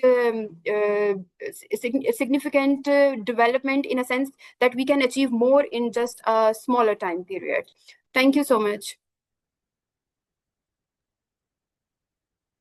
Thank you so much, Sundar. You have a wonderful, you give wonderful ideas, especially joint forum between Pakistan and Russian scholars. Definitely we can do, and I have some kind of idea in my mind. So I will discuss with my Russian colleagues. We can hold such kind of webinars between Russian and Pakistan scholars. This is the first thing. So in future, definitely Professor Adam is here, and my other colleagues, we can also expand this kind of collaboration. So we have a last presentation by our colleague from Russia, Miss Maria Krotova. She actually is affiliated with Moscow Polytechnic University in Russian Federation. She will talk on Eurasian integration, the current economic situation between Russia and Pakistan. After this presentation, we will try to address all your questions, answer. My all colleagues, especially Adam Sousa, will also here, and Dr. Daria is also here. So all scholars will reply accordingly. Thank you so much. Thank you very much. Well, first of all, allow me to extend a sincere gratitude for everybody who is participating here today. It's such an honor to be a part of a start of something completely new. It's very important to have such conversations and see how we can all collaborate together. And of course, it's not an easy task to follow up such esteemed colleagues. And throughout my presentation, you will see that certain key points that my colleagues have already highlighted are repeated again. But this just comes to show the importance of certain aspects of collaboration between our two countries. And of course, my presentation is more of a helicopter view, highlighting some key aspects that are shaping the dynamics of the cooperation between our two countries and the dynamics that are happening in Eurasia overall. So let me begin with the prefacing that both Russia and Pakistan are large, populous countries with distinct social and economic profiles. Historically, our ties were limited, but over the past few years, we have seen a clear acceleration in our cooperation. Eurasia is becoming increasingly interconnected, linking South, Central, and West Asia, both through trade, energy, and transport corridors. Initiatives such as CPEC, the SCO, the broader Eurasian integration provide a good structure and platform for such collaborations. Of course, the context is very important. Pakistan is not only a gateway to the Arabian Sea, but also a strategic link between Central Asia, Russia, China, and other countries in the region. Russia brings in the industrial and energy that can complement Pakistan's economic priorities. Since 2022, bilateral trade has accelerated. In 2023, for the first time, trade exceeded $1 billion US, and in 24, it raised to 1.8. This surge was primarily driven by Pakistan's import of Russian crude oil, which is a notable shift from the traditional Middle Eastern suppliers. Historically, trade levels were, of course, much lower. For example, in 2015, bilateral trade only reached the levels of 381 million, showing a clear upward trajectory throughout these 10 years. Of course, it was even noted at the high level that in the current year, we have seen some decrease in bilateral trade, but still, I will get to this point a little bit later. I believe that we still have quite a few opportunities and options of collaborating and increasing our trade volumes. As we can imagine, all of these numbers are not just numbers. This reflects resilience in economic engagement, even as Russia faces global sanctions and Pakistan navigating regional challenges. The cooperation level between our countries is well illustrated by even the political level at which we collaborate between our countries. For example, Valentina Matvienko last year went with a 3-day visit to Pakistan, and just last month there were multiple meetings between the President of Russia and the Prime Minister of Pakistan in Beijing. Several events have marked the deepening of our cooperation in economic sense. Most importantly, in bilateral sense, in October of 24, Moscow hosted the first Pakistan-Russia Trade and Investment Forum. Multiple memoranda of understanding were signed across agriculture, textiles, IT, and industrial sectors. Additionally, new mechanisms for trade have emerged. Currently, about 80% of our bilateral trade is settled in non-Western currencies, alongside the reemergence of barter agreements to overcome sanction-related constraints. Energy cooperation remains a cornerstone. Russia and Pakistan are discussing offshore oil and gas exploration, refining, and other energy-related solutions. Industrial collaboration is also expanding. In 2025, Pakistan has invited Russian companies to invest in sectors such as EV, fertilizers, pharmaceuticals, and agriculture, aiming to modernize the industry and strengthen long-term cooperation. Infrastructure and transport projects further support Eurasian integration. The development of international transport corridors, such as the one that we have already discussed in extents today, the North-South route, are intended to improve trade efficiency, connectivity, and economic opportunities across the whole of Eurasia. The benefits of this partnership are multi-layered. Pakistan is a gateway to the Arabian Sea, offering Russia access to southern markets and facilitating wider Eurasian trade. Russian crude oil supplies help Pakistan meet domestic energy needs. Both countries are exploring joint projects in transport, high-tech, and industrial investments, reducing dependence on traditional markets and fostering broader integration. Of course, nothing comes without the challenges. For now, Pakistan's export base remains narrow, focused mainly on agriculture and raw materials. Regulatory and logistics barriers increase the costs. Investment and financial risks persist, particularly in the context of sanctions. Infrastructure delays and global political volatility can reduce projects' profitability and add uncertainty. Addressing these challenges will require careful policy coordination and use of both bilateral and multilateral platforms. To deepen cooperation, we can explore a multitude of steps, for example, diversification of exports, formalization of trade frameworks, strengthening of financial instruments, encouragement of the private sector and joint venture investments, utilization of various institutional platforms, and of course, such as the things that my colleagues have already noted today, there is a huge opportunity in the education sector, and we have quite a few opportunities to explore in order to cooperate further. The future potential is significant. Pakistan is a bridge between South and Central Asia. For Russia, Pakistan provides a multitude of collaboration opportunities. This linkage promotes broader Eurasian integration, creating new corridors for trade, technology, and transport and economy overall.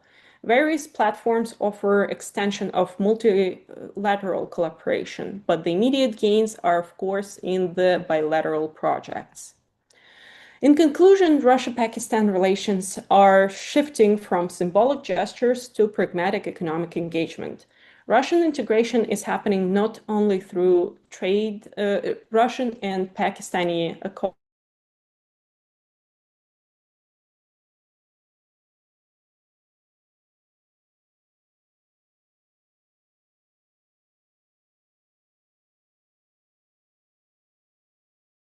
economic development. The trajectory of this cooperation highlights how strategic location, complementary capabilities, and pragmatic policy can transform bilateral ties into a model of the whole Eurasian integration. Thank you for your attention.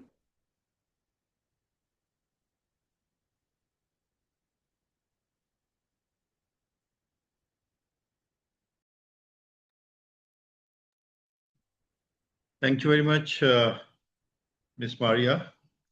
I think Dr. Faisal Javaid has requested me to take over now. And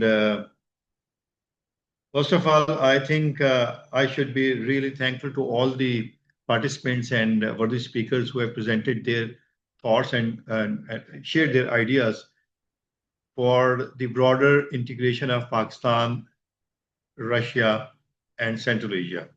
So I think all the worthy colleagues, they have given their valid points. There are certain questions in the chat box which I've seen, like I've seen 6 questions. I have noted down those questions, and I will try to respond to those questions. But I think if anybody else wants to respond to those questions, there would be, open doors for that.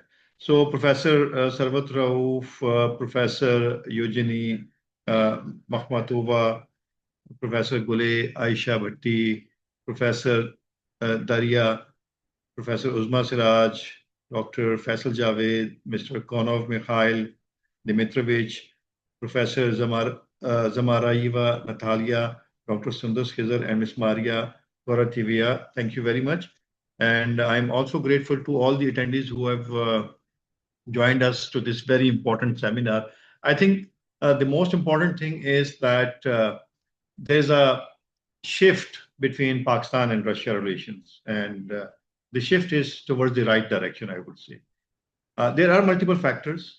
Maybe there are internal factors within the two countries, the regional factors, as well as the global factors, which are forcing, in fact, two states to get closer to each other. I'm not going to discuss the details about what has happened and what is happening right now between Pakistan and Russia, particularly, and obviously the Central Asian region as well, because what the colleagues have already discussed in details. There are certain challenges which have been highlighted by the speakers, like availability of the resources, whether it's the finances or the other resources which are important for the connectivity. There are challenges like the technical expertise in different fields at different levels. Obviously, we have to face that technical challenges. Security situation is obviously this particular region is one of the volatile and fragile regions in the world, and we should understand and we should admit it that we are facing security challenges which need to be resolved together, not by one country, but obviously the regional states, they should be contributing for the stability of this particular region. Then there is another problem of visa regime that both the states, they have. Obviously, it's not an easy task for both the citizens to get visa, either of Pakistan or Russia. You have to have, lot many efforts. Definitely that hinders the people-to-people, at least I would say, connectivity. That is very, very important. And, most of the speakers, they have discussed it that until and unless you don't have intensive people-to-people connectivity, the misunderstandings or misperceptions, they're not going anywhere. Tariffs and non-trade tariff barriers onto trade, obviously that is another important challenge. Then geopolitical rivalries are again, they are contributing as hurdle and challenges towards the Pakistan and Russia broader connectivity. Another important challenge is the transaction.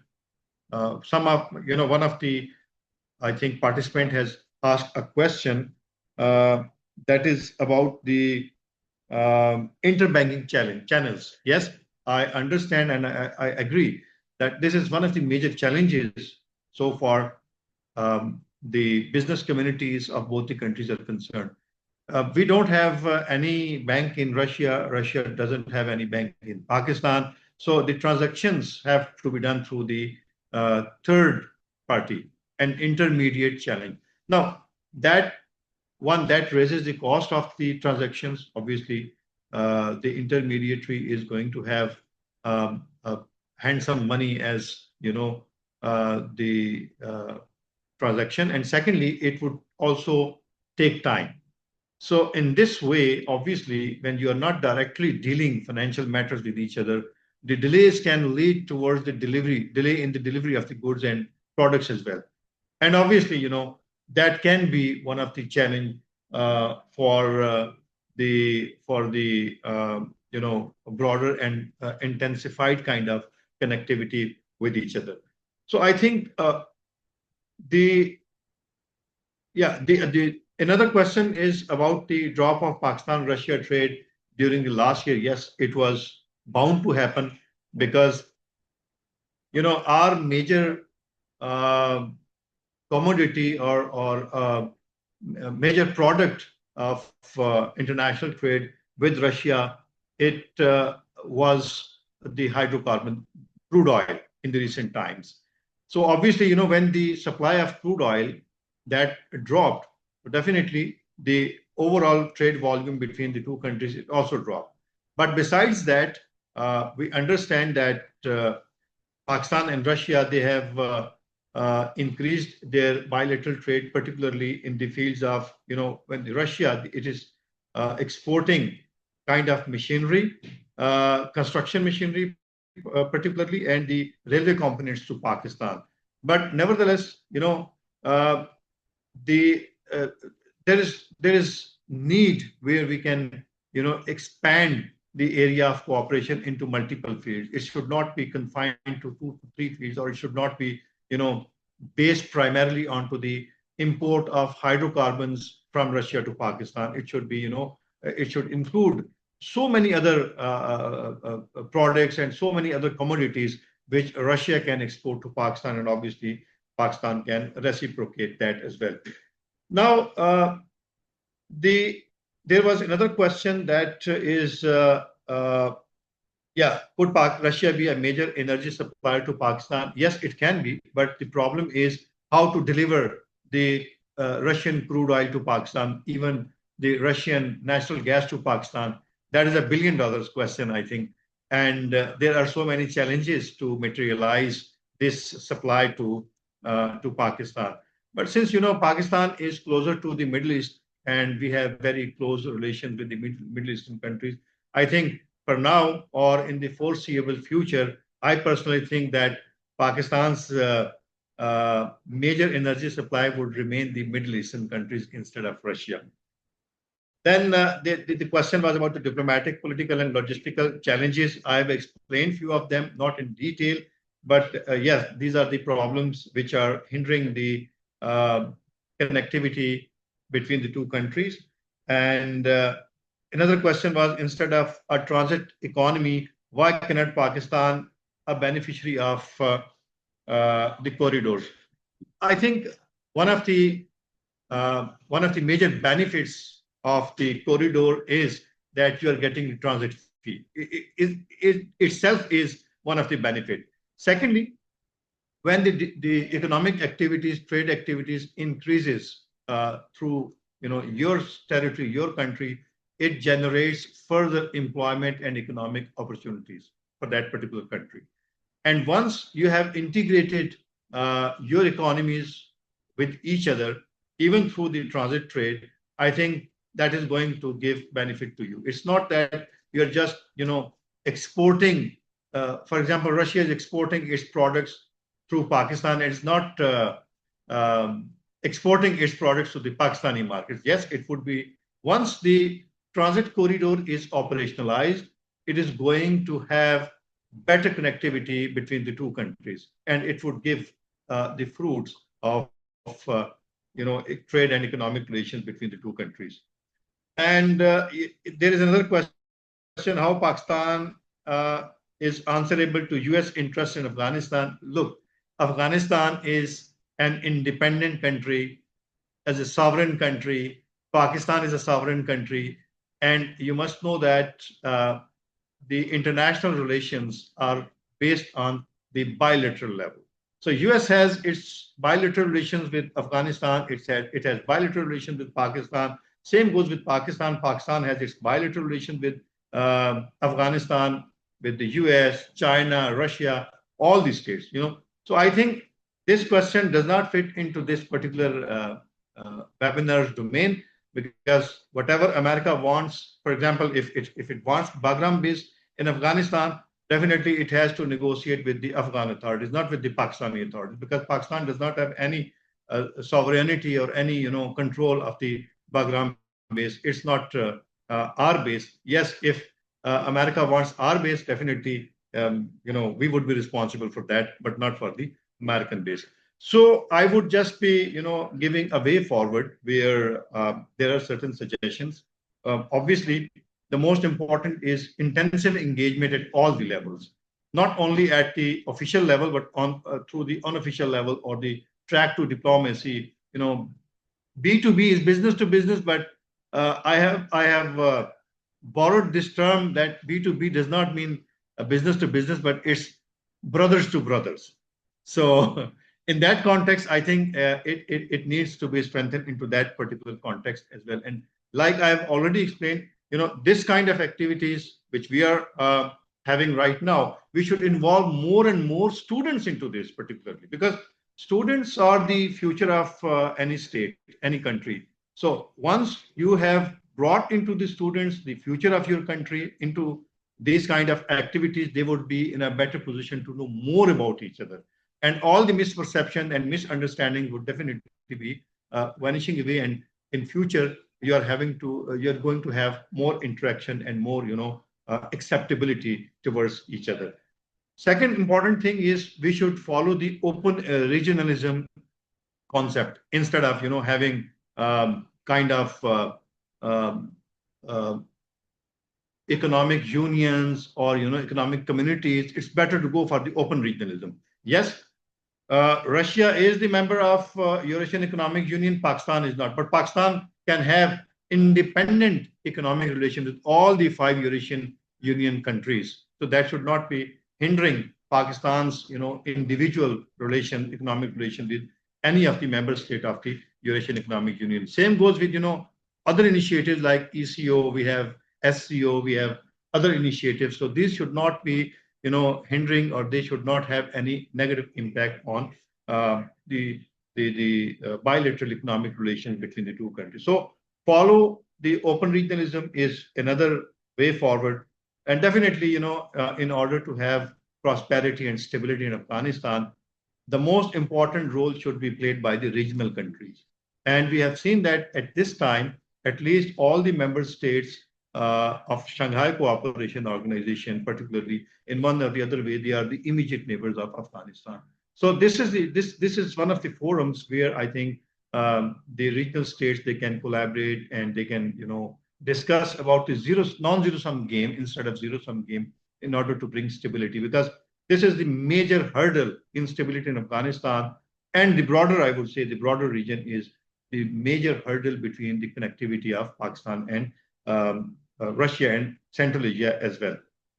Then at our own side, at Pakistani side, I think we need to initiate one window operation where, the business community and the investors, they should be facilitated under the one window operation, whether it's the visa regime, whether it's their transaction and all these things. They should not be, going from pillar to post, from one office to another office to third office in order to get all these. There should be one window facilitation center where, all these kind of activities should be done within the minimum time so that, the investors from Russia, Central Asia, or the broader region, they have they feel easy to come and invest into Pakistan. Barter trade, someone has talked about the barter trade. Yes, I think barter trade is one of the, it can be one of the alternatives where we see that both Pakistan and Russia, they went for the barter trade. It needs to be expanded. And moreover, the international trade in this region between the two countries or among the countries of the region, it can be done into the local currencies instead of the US dollar. So that is going to help and increase the volume of trade. Public-private partnership is again very, very important. The business communities of both the countries, the chambers of industry and commerce, and I think they can play a very important role while collaborating with the official initiatives where both public and private partnership is going to bring the fruits of this connectivity. And lastly, I would say people-to-people connectivity is, I think, it's something, we know that it's kind of soft power. And once you have changed the minds of the people, particularly the young people, you are going to achieve your objective in easy way. So with this, I thank all the participants, all the presenters who have taken out their time and enlightened us about the, the current developments which are ongoing and the problems and obviously the way forward as well. So with this, I end my speech and I would request Dr. Faisal to take over and, if rest of the people, they have question, they can take the question, and if not, you can end the webinar. Thank you. Thank you so much, sir. You have addressed all questions. I think we don't have any other question because mostly speakers already left the meeting.